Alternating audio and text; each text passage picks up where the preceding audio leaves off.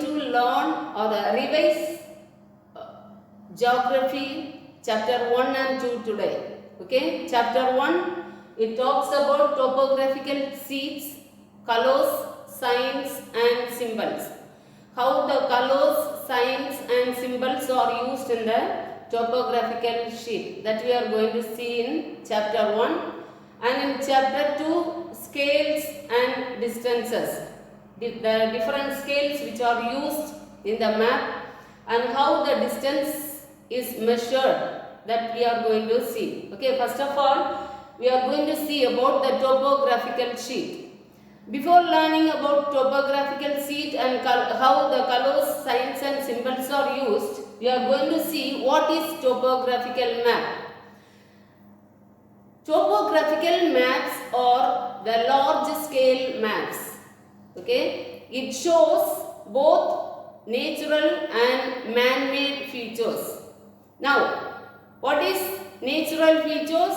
Natural features are the physical features. We can say mountains, hills, plains, plateaus, deserts and all the natural features that comes under the physical features. Okay, and other thing, the man-made features. Man-made features are the features which is made by man, like roads, rail tracks, car tracks and different other things, buildings, etc. Okay, and when we see the topographical map, there are two important lines are drawn. Okay, the first line is contour line.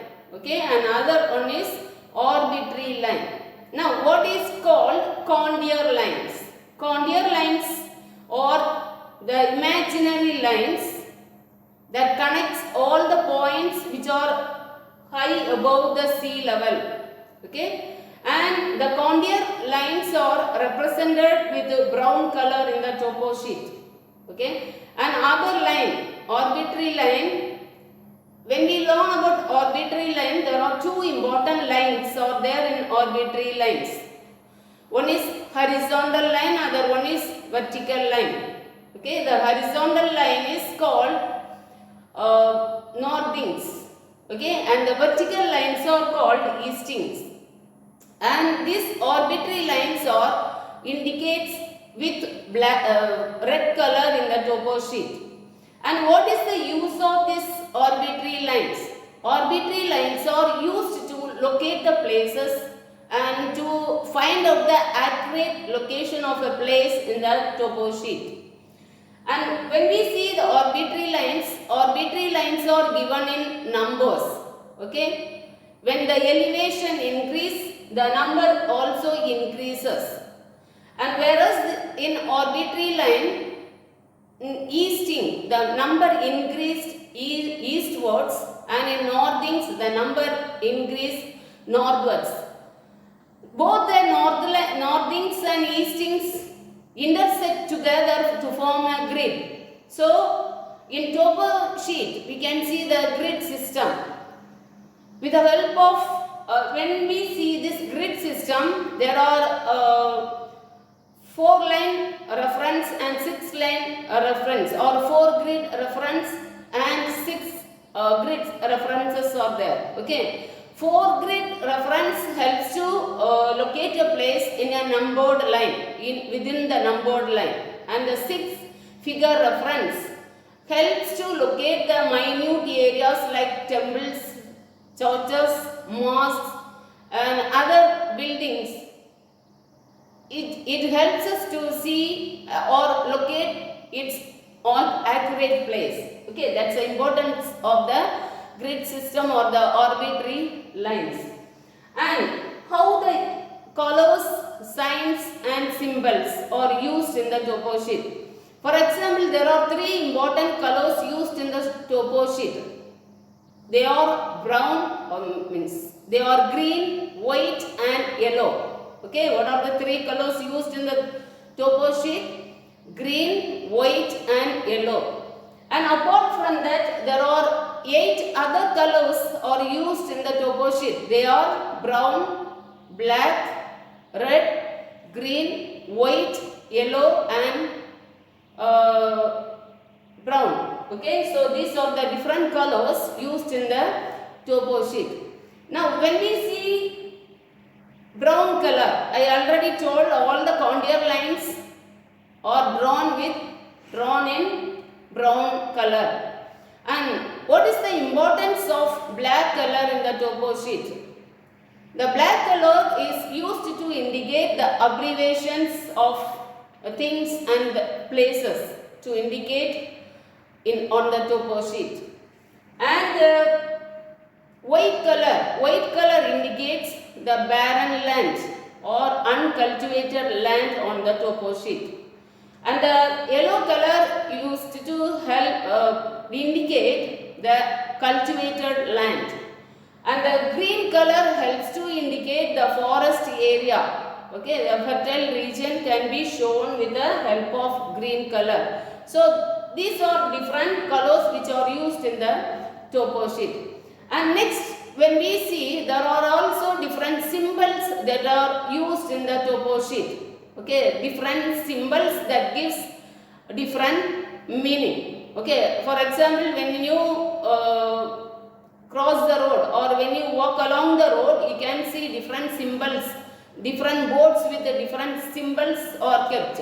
So it helps the people to go in there or to take the right path on the road.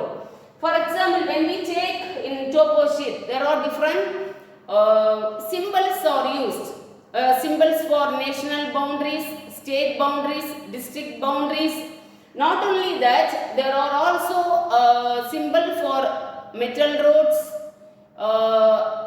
and non-metal roads or kacha roads, okay, and footpath. For example, if two parallel lines with the red color is drawn, that means it is a metal road, okay. And if there is two dotted parallel lines are drawn, that means there is kacha roads.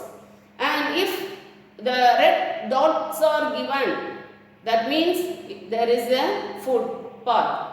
And not only that, for bridge, rivers, streams, dry rivers, okay, perennial rivers, for different things, different symbols are used in the topo sheet. And when we see gauge, okay, there are two important gauges are there. One is broad gauge, another one is narrow gauge. Okay, when we see broad gauge, it is a distance. Okay, for broad gauge, there will be 1 meter distance will be 2 rail tracks. Okay, if there is 1 meter distance between 2 rail tracks, that means there is a broad gauge. And for narrow gauge, the distance will be 0.732 meters. Okay, so and apart from that, there are also different symbols are used. And when we see the topo sheet, there are also different signs are used or abbreviations are used for different things. For a reserved forest, okay, a reserved forest will be mentioned with RF, and preserved forest, it can be indicated with PF. Okay, and now we will see occupation. Okay, what is occupation? We know occupation is a work. When we see occupation, occupation differs place to place. Okay, for example, the geographical location determines occupation. When we see occupation, the first of all we'll see agriculture. Okay, agriculture can be done in the area where there is water facilities and the well irrigation systems are found and the region is plain and fertile. If agriculture is done in this area, okay, that means the main occupation of the people are based on the land, okay, based on agriculture. And the next thing is mining, okay. If quarries and mines are seen in the topo sheet, that means the people belongs to the particular region or involved in mining and working in quarries. Another thing, manufacturing goods. For example, manufacturing goods are mainly done in the towns and cities where permanent settlements are found. Okay, and if it is given manufacturing goods indicates the people involved mainly in manufacturing of different goods.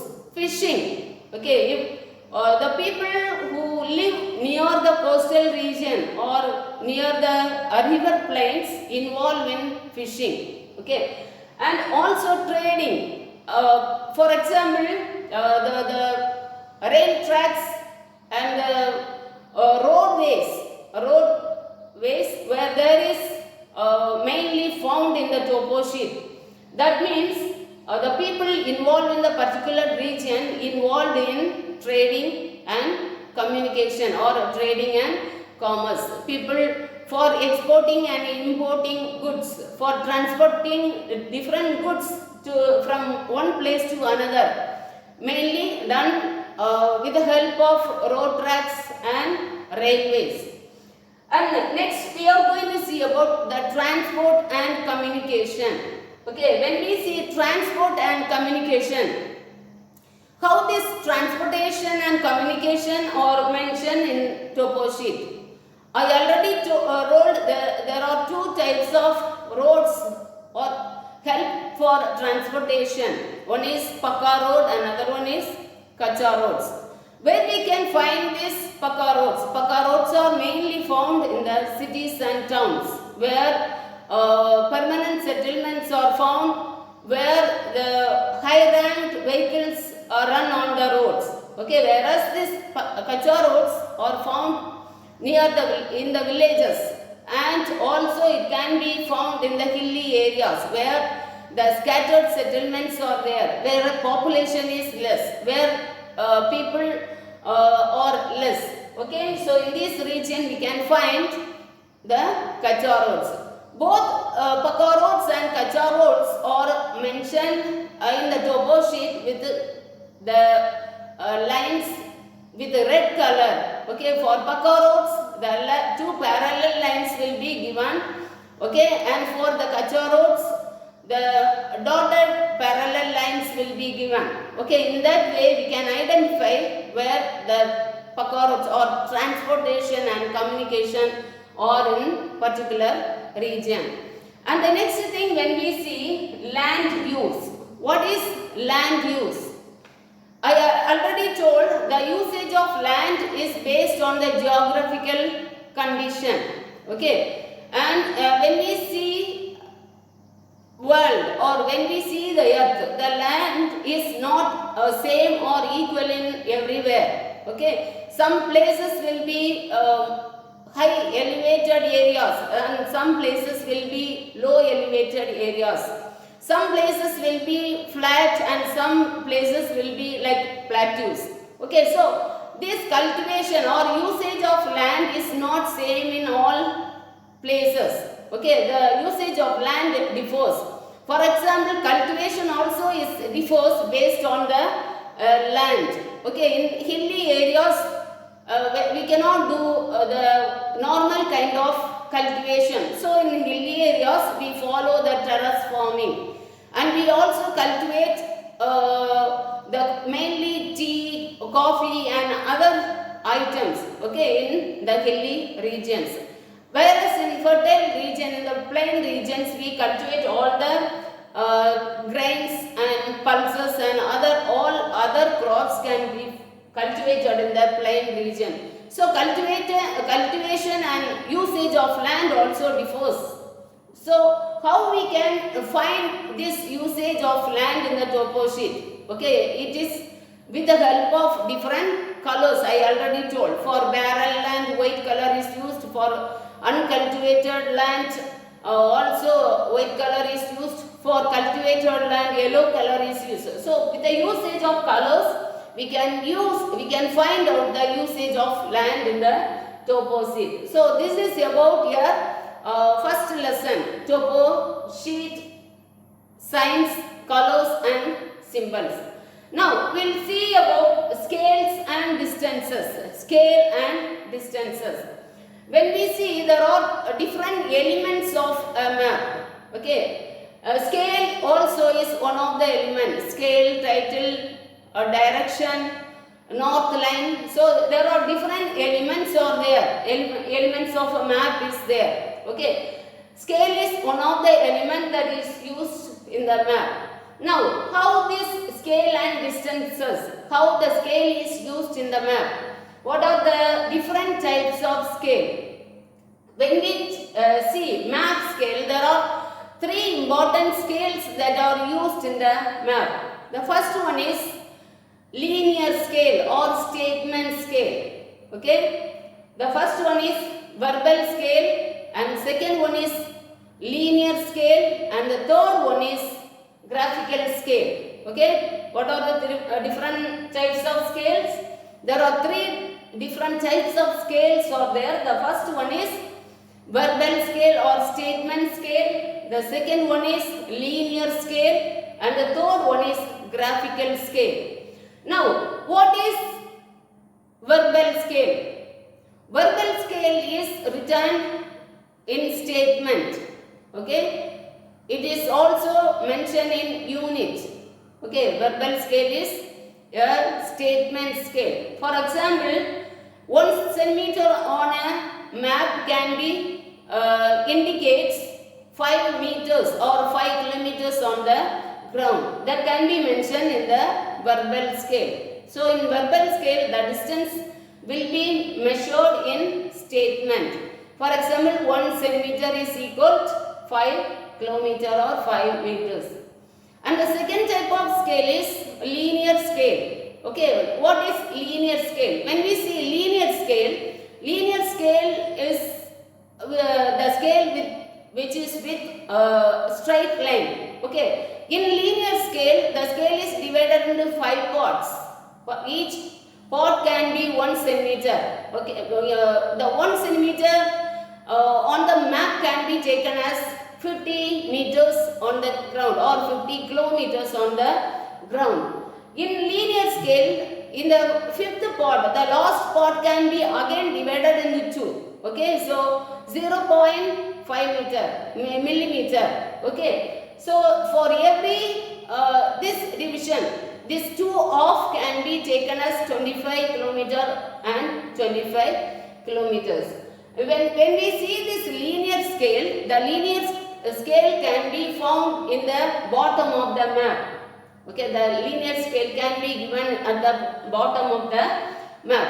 And the other thing is, other map is representative fraction. Okay, in representative fraction, the distance will be given in ratio method. Okay, the actual distance on the map will be given on the ground. Okay, now what is scale?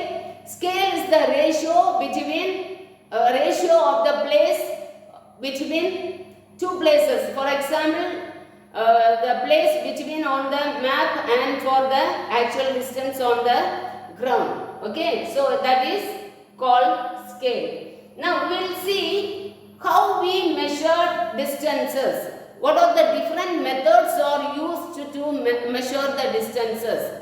We have learned about different scales and how this scale is utilized in measuring distances. When we see for measuring distances, there are two ways are there. Okay, to measure the straight line and to measure the curved line. How we measure the straight line? To measure the straight line, scale is used. Okay, so to measure straight line, scale is used. Okay, and the actual distance also based on the scale. Whereas in curved line, how to measure the curved line? How to measure the curved features like rivers, like oceans and other things. Okay, to measure the curved region or curved features or curved places, there are two important methods are followed. One is divider method and another one is join method. Okay, how to use the divider method to measure the curved line? For example, you have to take a divider and you have to keep the divider in 1 centimeter apart and measure the curve places inch by inch. At last, what you have to do? You have to take the total measurement on the scale and you have to calculate it. Okay? In that way, you can measure the curved places or curved features on the map. So, you have learned about the scale and distances.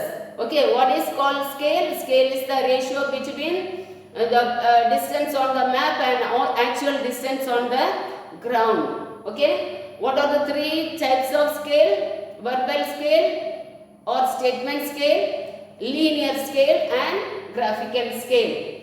What are the two methods for measuring distances? Method for measuring the straight line with the help of scale and method for measuring the curved line with the help of twine or divider. Okay, here we end the class. We will meet again in the next class. Till then, bye. Okay, learn well and take care of yourself. Thank you, children.